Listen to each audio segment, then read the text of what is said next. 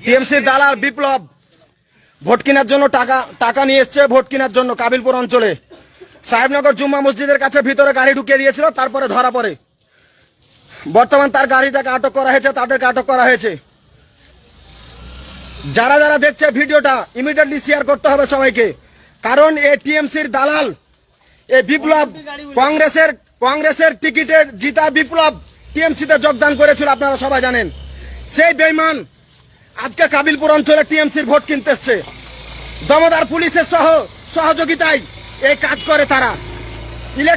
Election চলাকালীন কোনো গাড়ি ঢুকতে পাবেন, এটা সবাই জানে। তার সত্ত্বেও ইলেকশন কমিশন বলেছিল যে যদি কেউ টাকা নিয়ে আসে গ্রামে, কাউকে দেওয়া হয়, সঙ্গে সঙ্গে যাতে ছবি তুলে তাকে যাতে পোস্ট করা হয়। ওয়ান ডিউটি গাড়ি এখানে মেম্বার ওয়ান ডিউটি দেখতে পাচ্ছেন, এখানে ওয়ান ডিউটি লেখা আছে।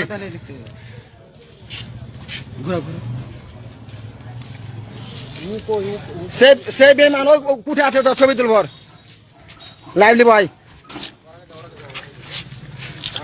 লাইটটা মার, উঠে আছে, বাইর কর।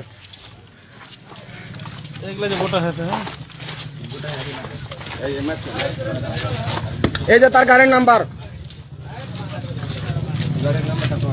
টিএমসির দালাল এই রাজ্যের সব থেকে বড় ভিখারি দল, চোরেদের দল আবারও প্রমাণিত হলো। কাবিলপুর অঞ্চলে ধরা পড়ে গেল সে চোর। কাবিলপুর অঞ্চলে ধরা পড়লো টিএমসি আরেক চোর বিপ্লব শেখ।